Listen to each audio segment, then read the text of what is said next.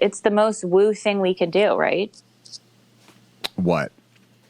How to integrate, right? I Yeah. think that's what the whole thing is about. It's the integration of these ideas and these concepts into the physicality of our day-to-day.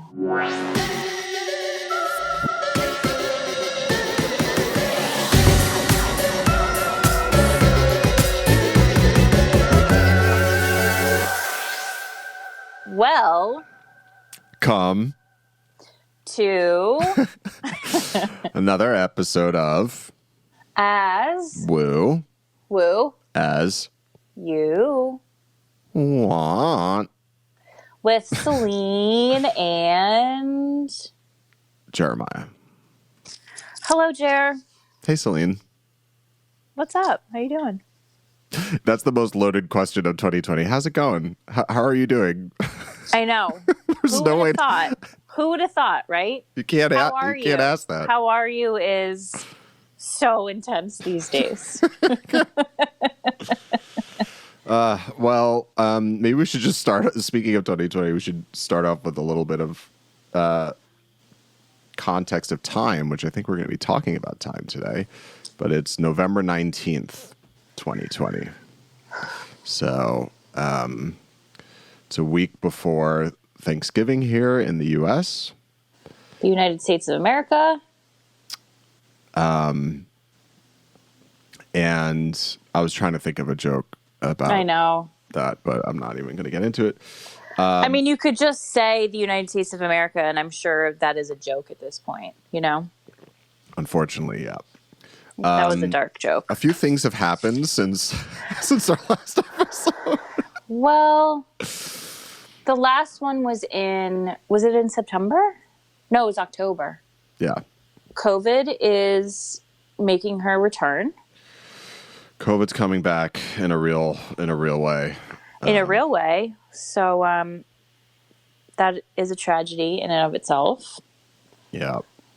I'm sure everyone here knows, but if you don't, please wear a mask. Oh my God. Papa Biden won the election. Yes. Hopefully, at this point, who knows? He won. The votes were counted. Yes. They've been certified. He won. And I think I would love to plug a podcast I've been listening to a little bit lately called, I think I may have mentioned them once before, but it's called the Astrology Hub podcast. And I don't think you have on the podcast. You've mentioned it to me. Okay. And it's a couple of women who run it. But I really, really love, they do an astrological weather episode. I think it's weekly, with an astrologer named Anne Ortley. And we'll link all this stuff, but the last couple weeks I've been listening to it and really liking it. It's just been a really nice kind of contextual, listen to give you, the forecast of what's going on, emotionally and astrologically. So, as anyone who's listened to us knows, we're not astrologers. We say, we know things here and there, but we're not astrologers. So we can't really give you that in-depth kind of stuff, but I would highly recommend this podcast. I remember when we spoke the other day, you mentioned something that I found very helpful, where one of the women was describing the astrological weather right now as you're cleaning up after a party. Yeah. So this was last week, which was kind of the end of Mars's retrograde. Mars was like basically at a standstill, and there was other stuff happening with Pluto, Saturn, and Jupiter. And basically, Anne Ortley, this astrologer, she's just awesome. She's actually New York based, and I don't know. I just love her vibe, and she does a really good job of coming up with these metaphors or images that describe the astrological mood really well, because it's really something that's not, it's very hard to kind of put into words. It almost helps to like to have like a visual and like create a scene, like an emotional scene. So like a narrative. Exactly. Yeah. Okay. Exactly. Keep going. So she had basically said that last week. It started off with the woman who hosted it asks her every episode before they start on a scale of 1 to 10, how intense is this week? And she said, I don't know, about a 50. So it was like out of 100? No, out of 1 through 10.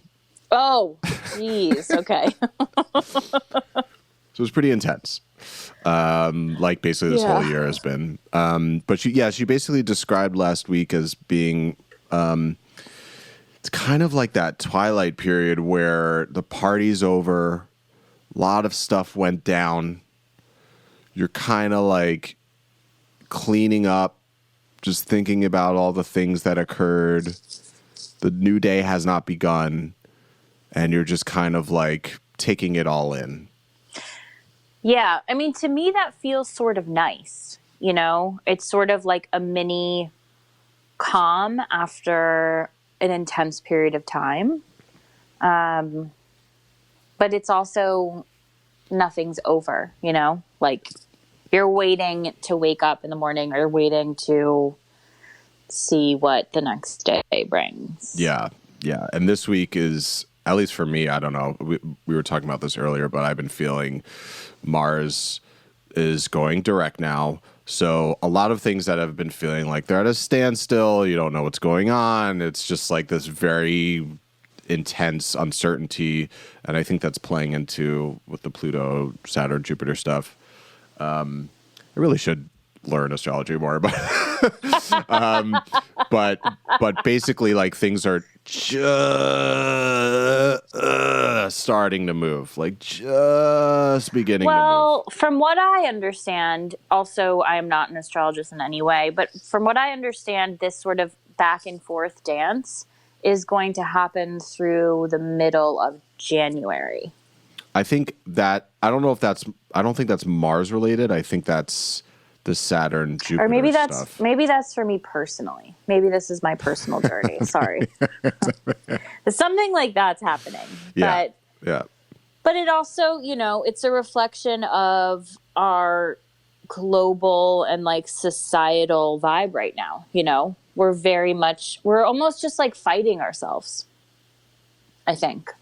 Well, I think what's beautiful about what you just said is I think people weren't realizing that we're fighting ourselves. I think people... Yeah.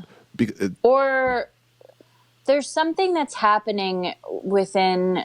There's such a resistance to accept what is that I feel so strongly right now. You know, like with all the COVID stuff, all the people are like, this isn't even real. People are dying and they're like, I'm not even dying of COVID. And you're like, yes, you are. And they're like, no, I'm not. Like, I don't know where that's stemming from, like what that as a collective is bringing up, you know? It's just a really interesting thought idea to kind of hold for a second. Yeah. We're so resistant right now. Yeah. So resistant. Yeah.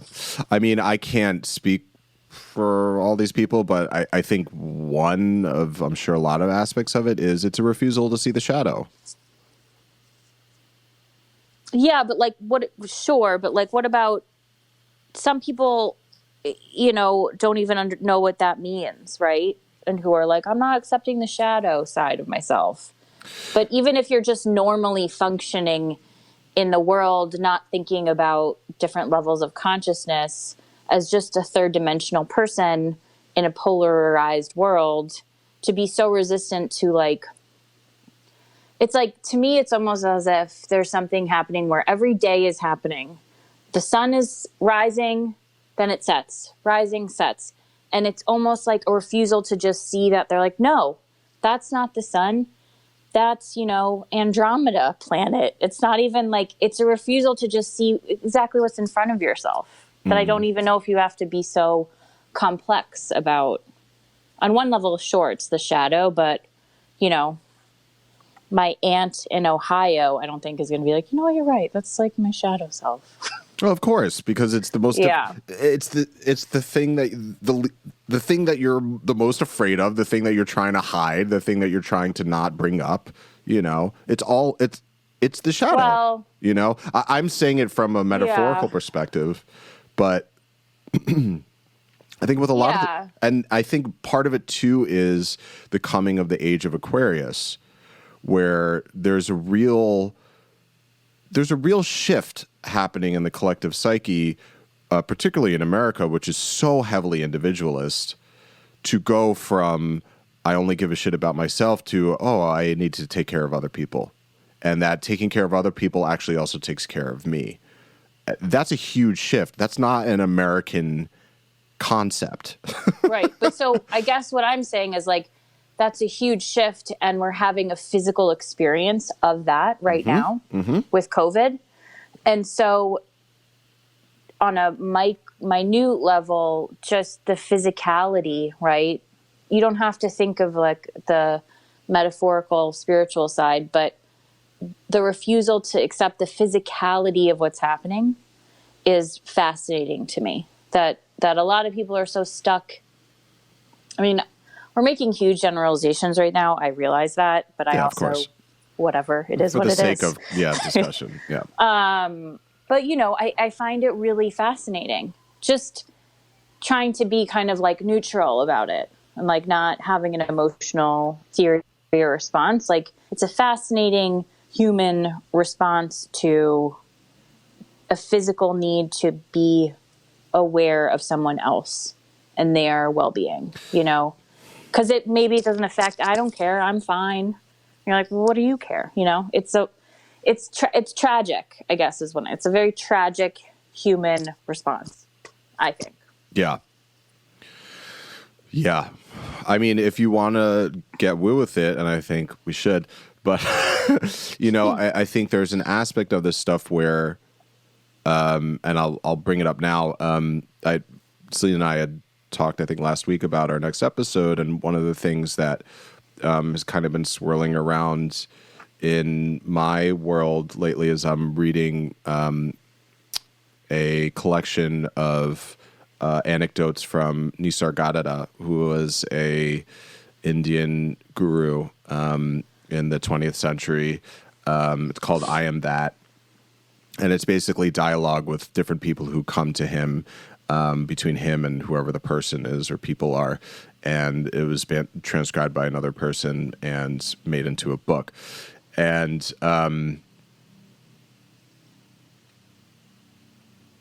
just to your point about, not accepting physical reality, to get woo with it, I think there's a point where your consciousness or, you get to a point where you realize your physical existence is actually a manifestation of an internal world.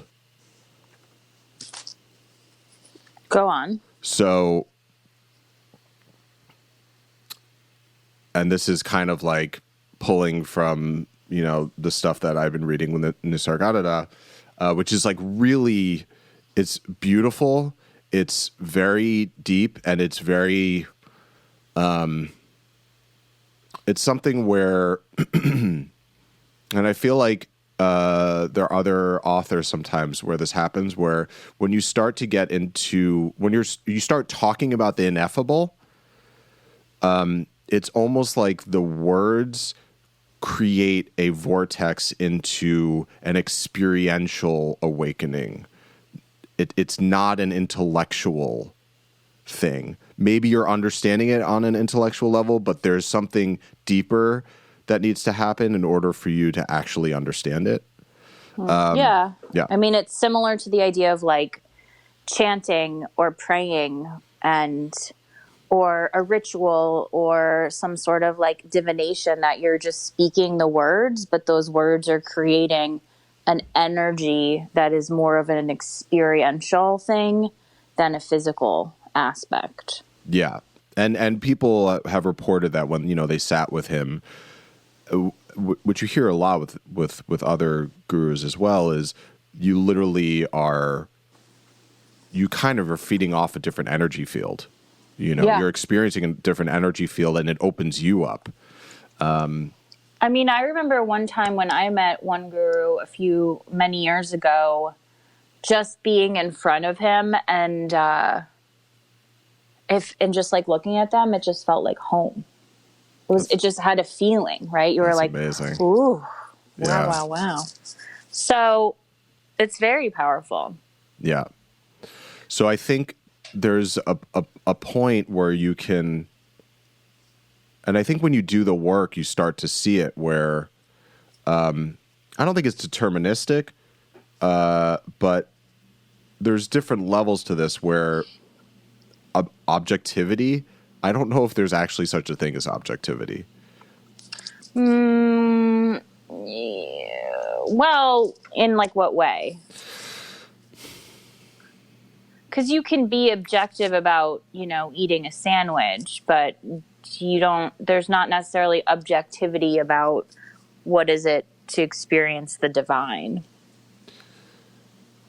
Yeah. No? Jared's just thinking. He's doing a very pensive think. Well, I think because I don't think I'm speaking from the place where I can convey this properly. Okay. Well, you can just mess it up. It's okay. Yeah. I'm kind of just like, give me a sec. Okay. So they're different levels, right? They're different levels to how you experience things. And I think there comes a point where you start to see that what people perceive and what people experience is a byproduct of their own energy. Yes. That's all I'm saying. So in that respect, I think there's a level of dialogue where we can say that there is objectivity, but I think there's also a level of dialogue where it goes beyond objectivity. I mean, I think what you're getting at is there's a macro consciousness and then there's a micro consciousness, and all those micro consciousnesses, which are our individual human perceptions, are all different. So there is not one set reality that is objective. Yes, and all is one too. So like the multitude of all of those consciousnesses is the totality of it. Yeah, everyone is valid. Every perspective is valid. Yeah. Yeah. And you can really, and this is kind of like one of the things we wanted to chat about today was the concept of narratives, because again, another thing that happened astrologically last week was the Scorpio new moon, and it was a big time of kind of like Scorpio's all about death and rebirth. It's very intense. It's very passionate. It's really, when you have stuff in Scorpio, it's like you're getting to the root of the thing. Right. And right, so right. There was a lot with this new moon about what are things that you're like, particularly maybe at the end of this year, with such like deep kind of rooted stuff getting pulled out, because Pluto is the planet, is the associated planet with Scorpio, and Pluto has been having a good time with us. So there's a lot about like, what are you ready to let go? Mm-hmm. And I think a big thing, at least for me, I was speaking on a personal level, was just certain narratives about my life, about my experience, even the past year, the past few years, right. Releasing those narratives, because what happens is when you accept or you create those narratives, you essentially are living from that conceptual plane. And so if you can release that narrative, then not only are you freer conceptually as an individual and energetically, but you're also not living in the past or maybe in a projected future. You're just living in the present. Yeah. I mean, we are all just a collection of our own narratives, right? Like, and I think to kind of play the game that we are on Earth for, we do have to have a certain set of narratives, unless we'd sort of become untethered and like not be able to function in this space, I think. Can you expand on that? Well, I mean, you know, we have a narrative, everybody does in the whole planet, that we have gravity, right? Like we all agree to that thing. Yeah. It's true. We agree to night and day. We agree to temperatures, right? Like, and I think those are fundamental things that allow us to have a human experience. Mm-hmm. And then we have different ones that they're stories about ourselves, like our past, our childhoods, our traumas. And I think some of them are good to maintain, right? But like, I think narratives that are not self-serving or just stories you tell yourself about how you're not worthy or your lessons, right? Like your things that you're playing out are narratives too. Mm-hmm. So to let go of some of the things maybe that don't allow you to become a fully realized version of yourself are nice to let go. But, you know, if I stopped believing in gravity, I mean, what would happen to me? Who knows? Maybe I would fly. I'd love to see that. Same. But, I mean, I think this is just the big thing that we always kind of circle back to, is the idea that we are human beings we are energy that's having a physical experience. Mm-hmm. And the more that we like learn about who we truly are, what humans really are, our consciousness is really capable of, it's kind of hard to see the world as it is without being like, what is this? You know, like, how do I integrate these ideas, these perspectives, this like new knowledge, it's like so cerebral, into, you know, grocery shopping, driving to the, you know, wherever, you know, I think it's a duality that is tough. And sometimes I think what's happened in specifically the wellness community is that they kind of unplug from the realities of quote unquote kind of normal life. Mm-hmm. And that creates, we've talked about it before, like spiritual, like gaslighting or spiritual bypassing, yeah. You know, and I think our wellness communities, I mean, I'll just say it because I feel like I'm part of it. I do feel like there is sort of this like a little bit crumbling effect happening right now, because no one really knows how to address these very real issues, but doing it while holding a space of understanding who we are, maybe. Yeah. I don't know. I haven't really figured it out, but I've definitely, 2020 has brought that about for sure. Totally. You know? Yeah. So it's the most woo thing we can do, right? What? How to integrate, right? I think that's what the whole thing is about. It's the integration of these ideas and these concepts into the physicality of our day to day, right? And like, how do you, you know, like, to enlightenment, quote unquote, cool, but like, I can't sit in a monastery every day, right? Like, you know, they become so separated from the group. Yeah. Which is interesting because you can't be around, you know, normal people. But what if we could imagine that? That's, I feel like, where I want to go. I'm like, imagine these enlightened people are just like at the grocery store with you and you're freaking out about which like cereal to pick. And they're like, look at you. And they're like, hey, you know what to do. And you'll be like, you know what? Yeah, I do. Yeah, I do. You know, like, that kind of integration would be bonkos. That's really funny. Just have like Jesus in the cereal aisle, like, yeah, or like someone who's like basically Buddha is like helps you pick out like bananas, you know, like I How mean, rad for all would that intents and be? purposes, that may be the case, you know? Let's hope, right? Yeah. I mean, one thing that this is bringing up for me is there was a passage I read recently in this book, in this Nisargadatta book, about how, you know, and this is something we had also discussed, Celine, where at least from what I'm getting from the book, he really transcended duality. There are a lot of, and he says it himself. He's like, there are a lot of gurus who they're very powerful, and Yeah. they've really been able to kind of hone consciousness in a very sophisticated way, way beyond what a normal quote unquote person can do.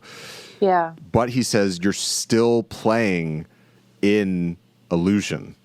I know, but because we have to. Like, this is what I'm saying. Like, the guru who just sits somewhere and has people come to him or her, you're not playing the game, and that's fine. But, like, why can't we play the game and both be the guru?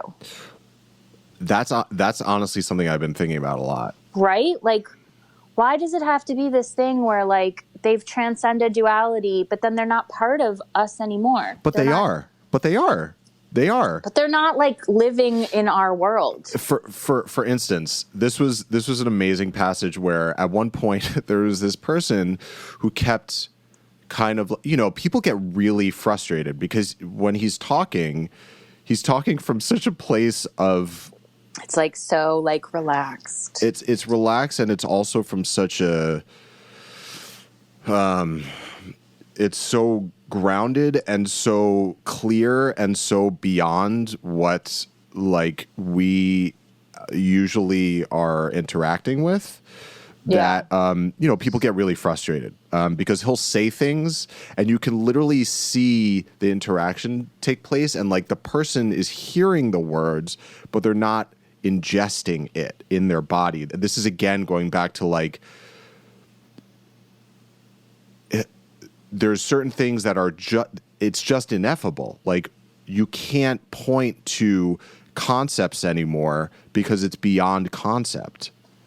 Here, yeah. Let me just quick interrupt. Yeah, sure. There's this thing that this is on a very, very minor level, but like speaking of when I was like younger and I would call my mom and be like, oh gosh, like I'm so frustrated because I don't know, I'm having this experience with like a boyfriend or a friend or a something or other, and I was very upset. And then she would be like, well, you just got to kind of like sit with it and kind of create your, intentions. And it would frustrate me so much because you're not listening. Like, so this is what I mean. Like, and it's like on such a minute level, but like there is such truth to like suffering and confusion and needing someone to hear you and not just say some sort of platitude. My mom didn't always do this, but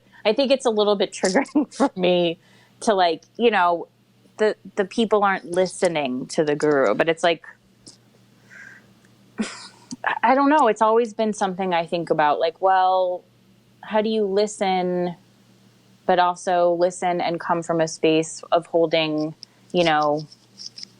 unlimited love and unconditional stuff, but also validate that person. You know what I mean? No, this is... But it's interesting, This right? is really it's an good. Interesting thing to think about. Well, yeah. So it's funny because I think there's a part of it... I'll speak from this book. I mean, I'm thinking also about your interaction with your mom, but I think there is kind of a... And it would happen to my other friends who had moms who are also like mine, like spirit. We would like laugh about it. Yeah. Anyway, keep going.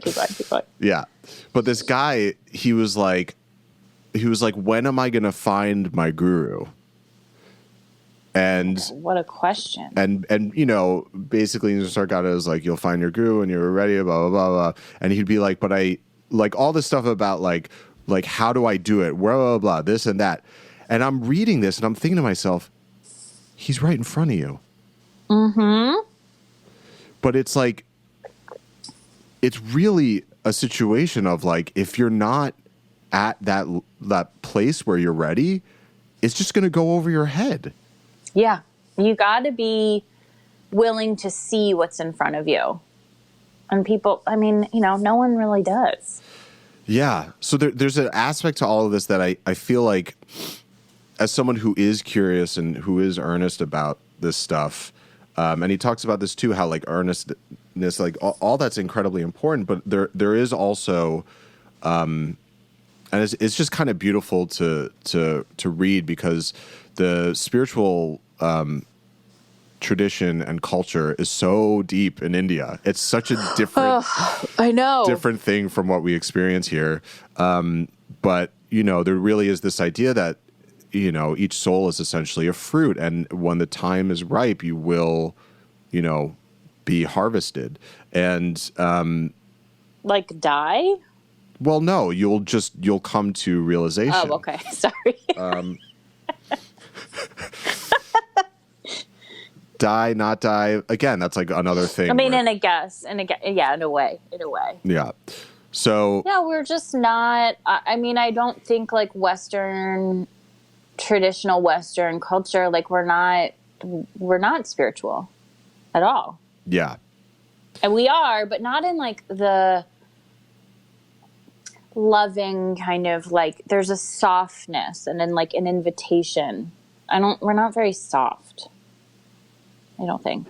There's good and bad, and then you die. So do your best. Yeah. Well, it comes from it's definitely a specific mindset. And this is something we had discussed too with, Yogananda. His whole life was essentially dedicated to introducing these concepts to the West and trying to find a unification between Western scientific thought and Eastern spiritual thought. And it's the Selfrealization foundation. Yeah. Foundation. Which, yeah. I don't know. I mean, I think that I don't really know. I mean, I feel a lot of different ways about it, and I think some of it just feels inauthentic at this point, like a lot of the movements that have happened in the United States, like, Yeah.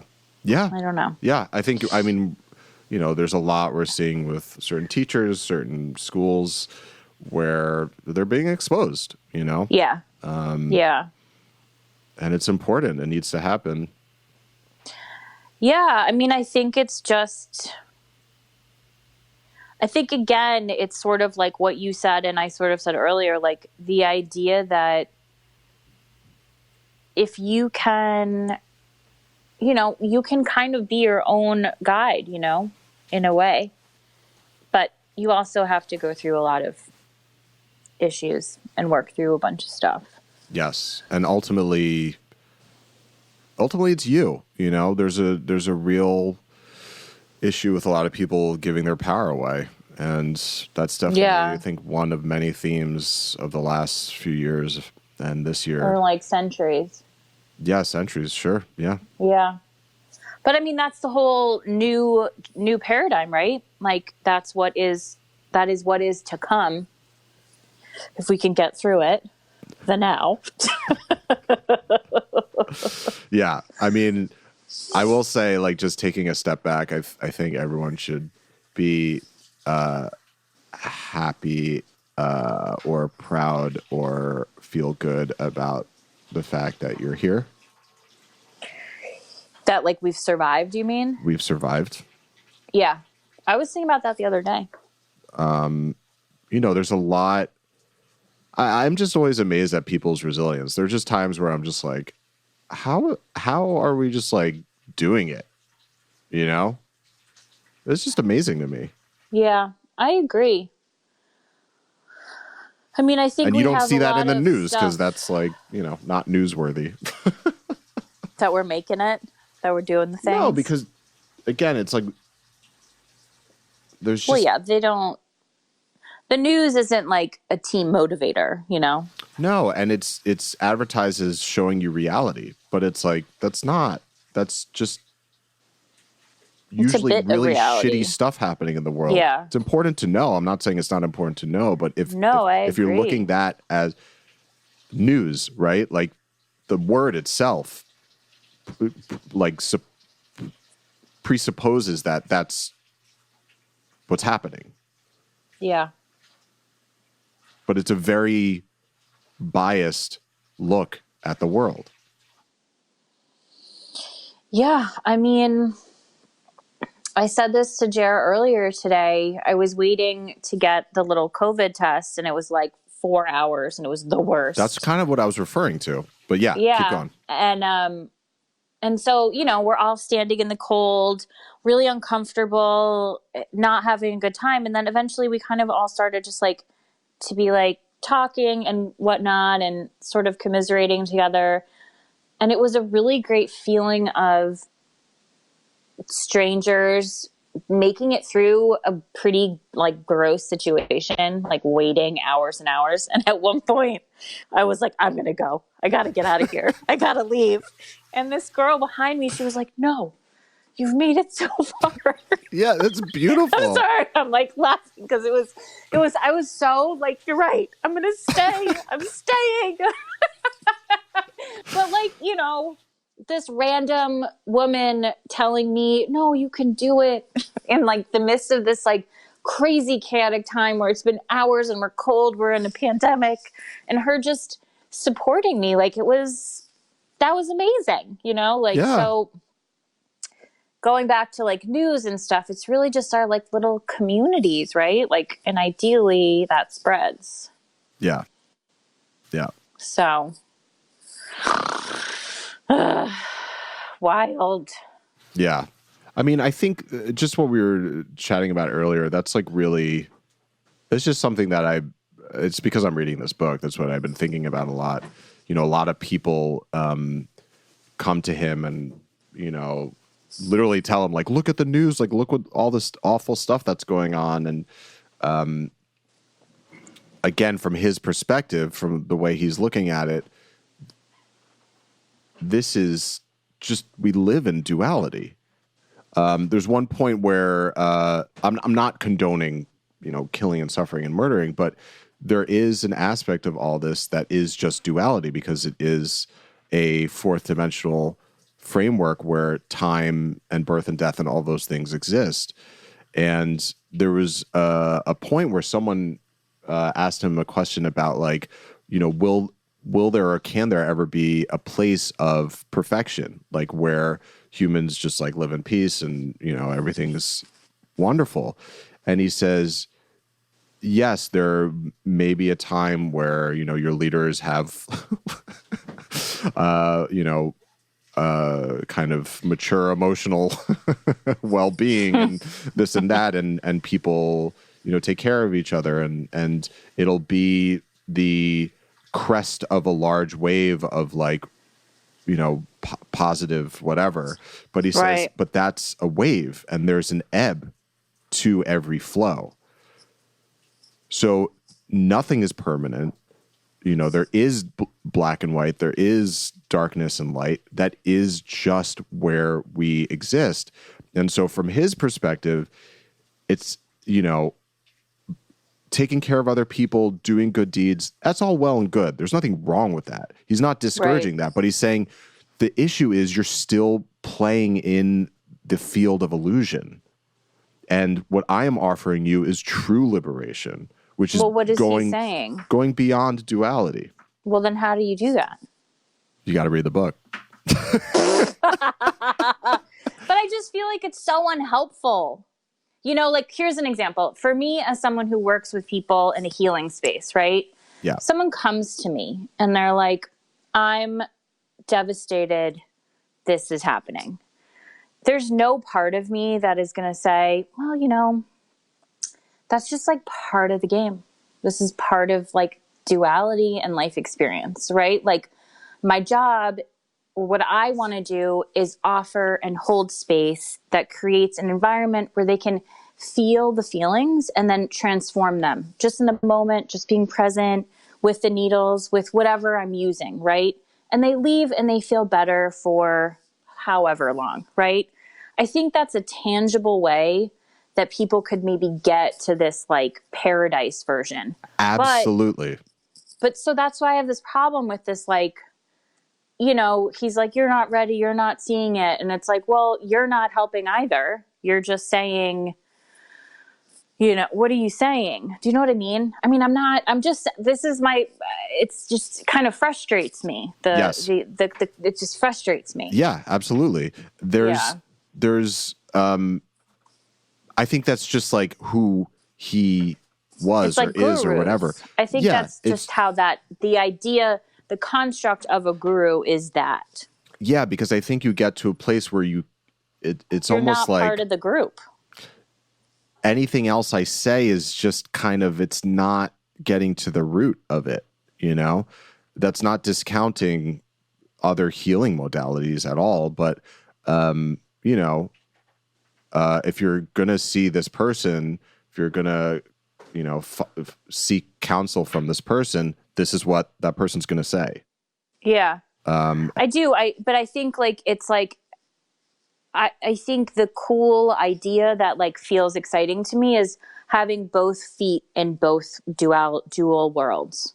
Right. And I think what happens is, from what I gather from all these books and ideas and concepts, is like you either parachute jet out of this one and you get to like the fourth, the fifth, and then you become sort of a counselor that people seek you. And you're like, here's the advice. Do you see what I mean? And they're like, no. And you're like, try again next time.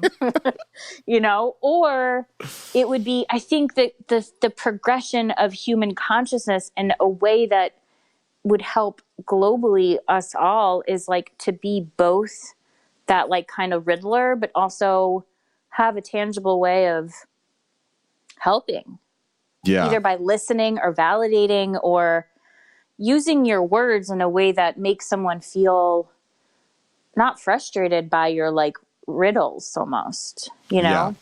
Yeah. So yeah, I think it, you know, I know that you and I don't know the answer.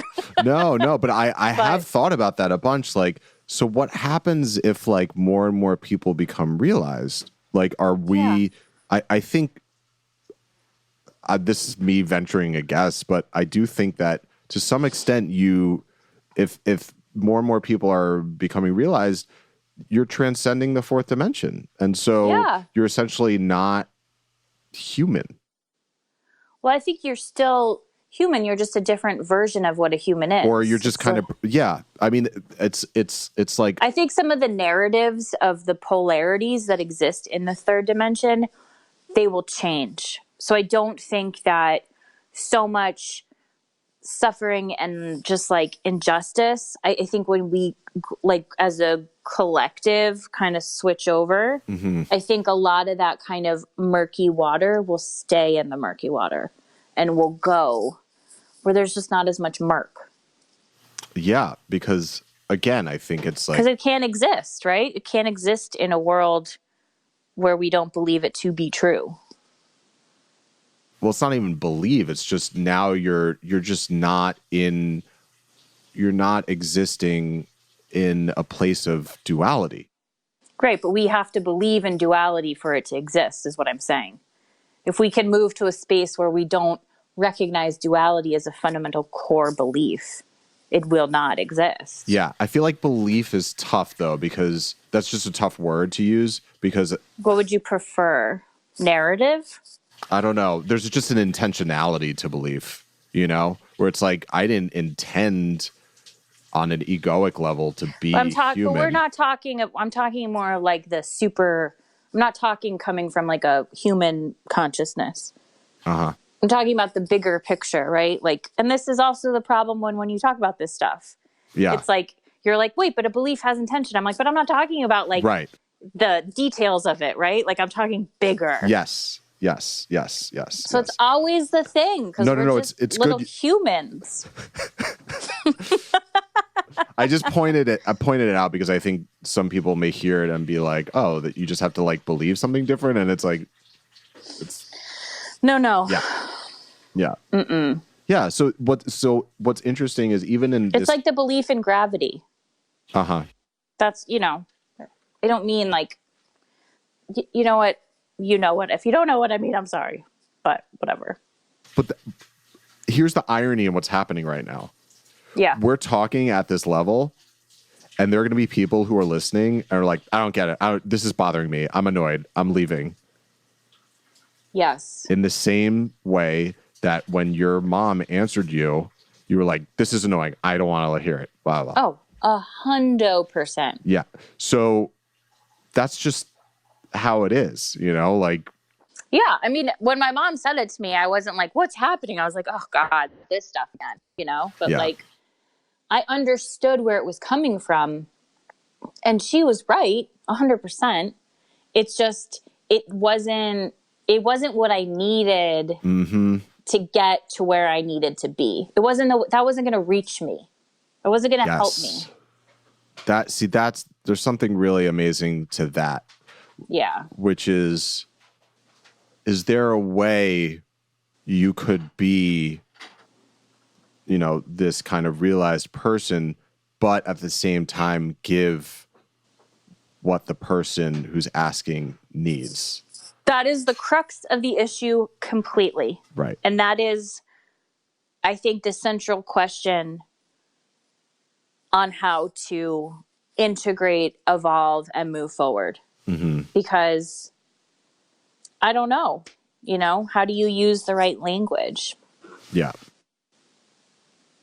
But also like maintain the like like the authenticity of what you mean, Yeah, that's really interesting. Well, you wonder sometimes, like, another thing I've kind of been thinking about is like with all of these different people who've been realized, while they're realized, they are also still people, right? So there's almost a unique way that they go about kind of teaching or helping. So, you think of someone like Jesus, right? Like maybe there was something more relatable there because he was coming from... Well, he was from a carpenter. He was a carpenter. But it's... No, but I get where you're... Yes, but they're different, they're different yogic paths. And it sounds like, I mean, this is me saying it. I'm sure there's been dissertations and books about it. But like, for me, it sounds like he was on a bhakti path, which is a devotional path, a path of like love. And like with Nisargadatta, as far as I know, I think he was on a jnani path, which is one of conceptualizing. You conceptualize to get to the realization. And that's the beauty of yoga in itself, which I only recently learned is like built into the very structure of, the system is the understanding that people are different. And so they're going to gravitate towards different ways of coming to realization. And relate to different gurus who have already done that in their own way. So maybe you're just a bhakti, Celine. Me? Yeah. No, I want to like blow it up and start all over. I just, I think it's an interesting just discussion because I think coming from it as someone who works with people and tries to allow them a space to transform. Yeah. It just puts a different perspective on like when someone comes and asks something of you and they are really suffering. Yeah. Like I take that I'm very aware of what I say and like, I don't want to bullshit anybody, but I also don't want to, create something that is not comfy and like, joyful. So I don't know where I'm going with this, but I don't like to speak in riddles. And I think a lot of times all these gurus, I mean, I'm so generalizing and like, forgive me if I'm wrong, but there's so much task and figuring out the meaning behind the words that sometimes you just lose interest and you're like, I don't know. what is this? You know, like, why does it have to be so complicated? Yeah. And I almost wonder if it's set up that way. I think what's complicated is not the words, but the illusion. You're the one who complicates it. Like, I know, but the illusion, it's such a tough word because all of this is an illusion, yeah. right?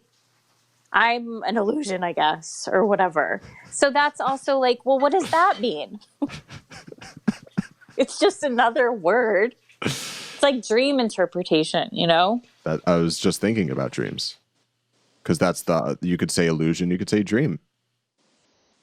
Yeah, but you still like try to figure out what it all means, you know? Right. But I think that's part of the whole issue is you're trying to figure it out from this thing, your noggin. Right, your nog. And it'll help you, but this isn't going to get you there. It's not going to get you there, but I do think there's a way there can be the nog and like the super consciousness could be a little bit more working in tandem. Yeah. And maybe that's the next level of the game. Well, yeah. I mean, the body is what's actually the modality, right? The thing that'll help you get there, the thing to kind of be in. We talked a little bit about this with Abdi a while ago, being super into like embodiment and stuff, but like your body is way smarter than your brain, in my opinion. I guess smarter is a very right, like intellectually, sure, the body can't write a dissertation, but just talking about like intuition, gut instinct. Yeah, but your body is a manifestation of your mental mind, right? It is an extension of creation. Yeah. Of your brain? Okay, so if you think about in like esoteric acupuncture, you're really working to get into the causal plane, right? The causal plane. And in the causal plane lives your constructs, your potential like diseases. Can we backtrack for 1 second and just for people who don't know what the causal plane is? Well, I was explaining it. Well, no. Just that there are three planes. You have the material, the astral, and the causal. Yeah. And then there's 3, but there's a little more, but for this, we'll just do the 3. Yeah. Right. For the 3. And so in there, that's like where everything lives, right? Before it becomes physically manifested into our world and into our bodies. Mm-hmm. So I don't know if I would agree that our bodies are smarter than our brains, because the manifestations, the ideas, the constructs that become physical are all thought, are all consciousness, are all vibrations before they come in here. I think you're conflating thought with consciousness. What's the difference?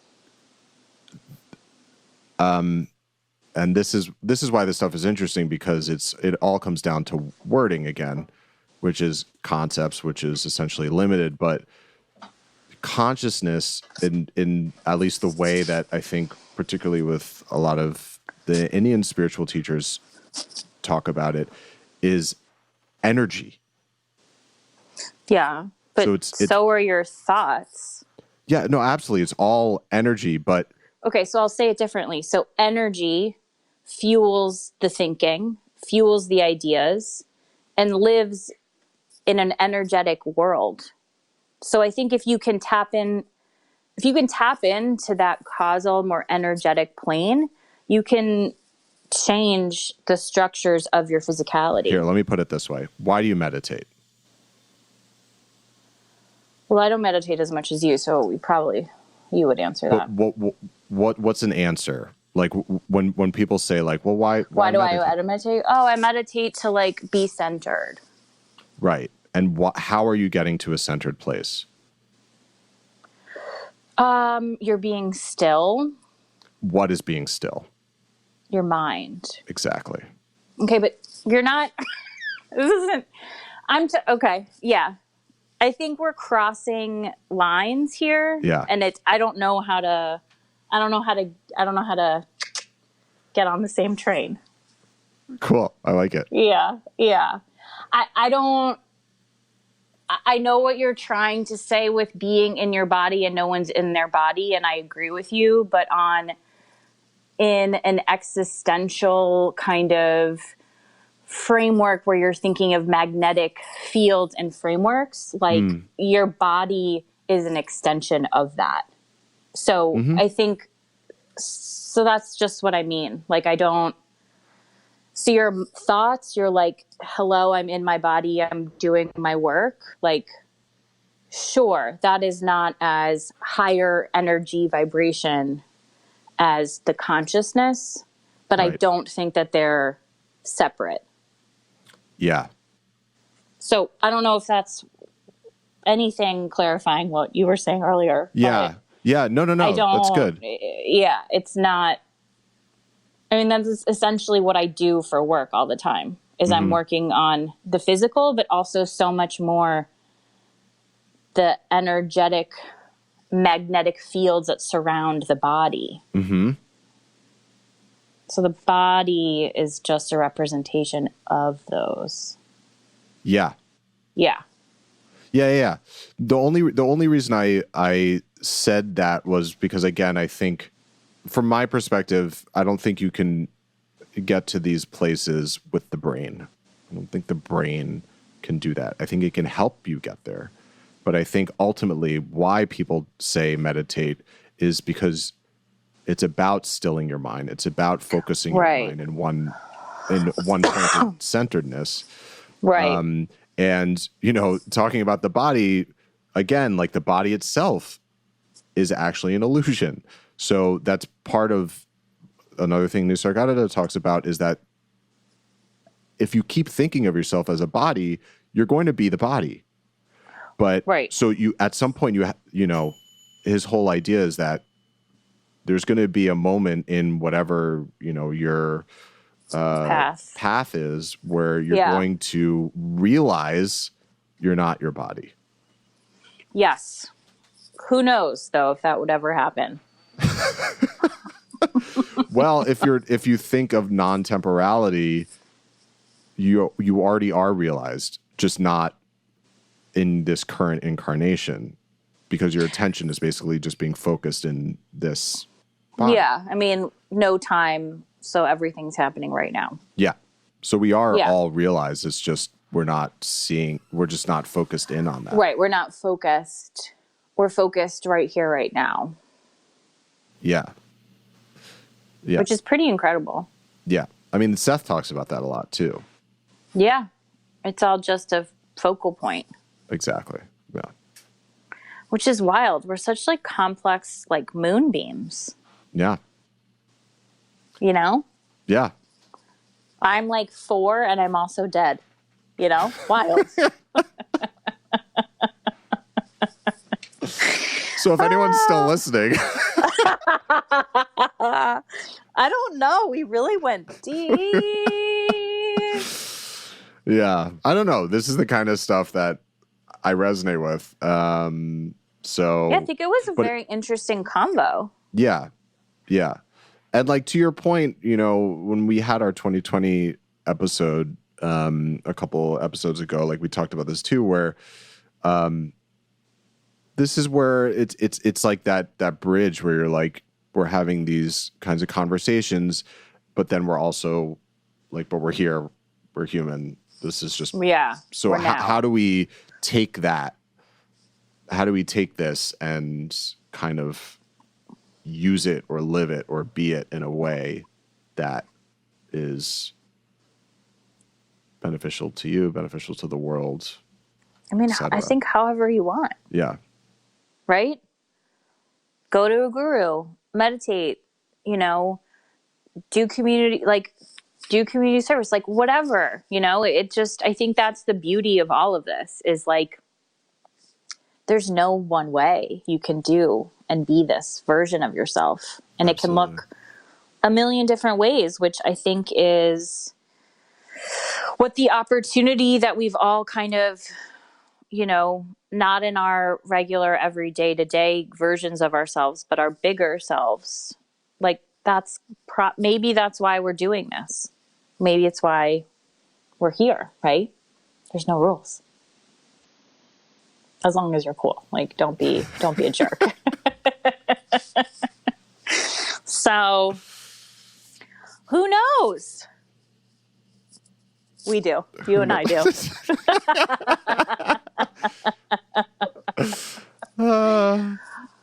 I mean, that's it, man. That was, I feel like that was one of our that was like being in college. I loved it. We're definitely two philosophy kids just talking after class. Just like riffing in the quad.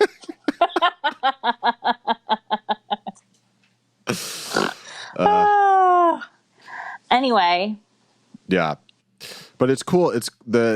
I liked how you brought up that, your experience with the esoteric acupuncture, because that's like a beautiful example of this. This was something that I love to just like, we can maybe button the whole conversation with this, but like, I loved how we were talking about, and I want you to expand on this, but you had mentioned how, esoteric acupuncture isn't for everyone.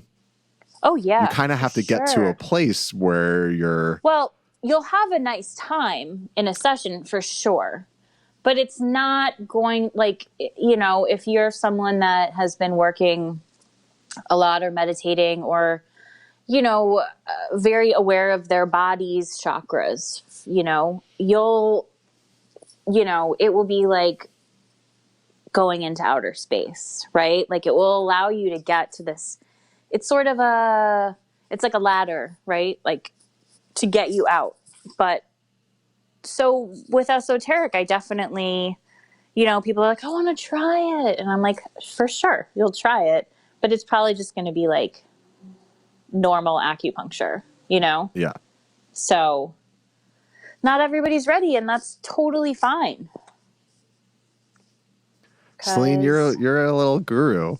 You're like, not everyone's ready for my esoteric acupuncture practice. I mean, am I even ready for it? I don't even know.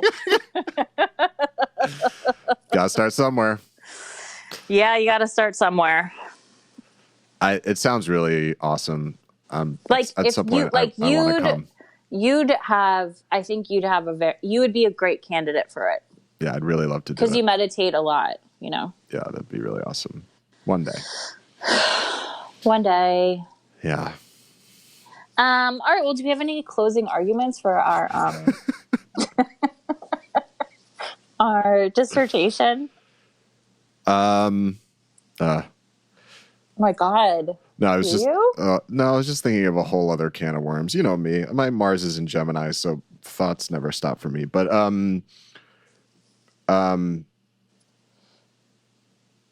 don't know. I love all y'all, and I hope you love yourself. And it's been one heck of a year.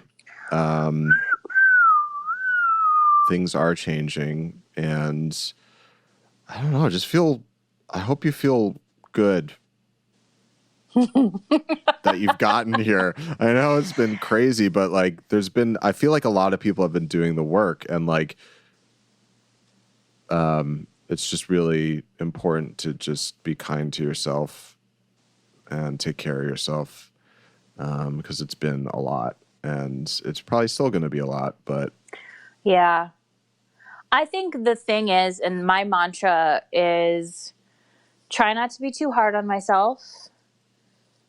Let myself have the feels, feel the feels. And definitely movement is key. Like walking, running, yoga, whatever thing that you do that you can kind of sweat a lot, I think in this time is really key. Huge. So, okay, well that's it.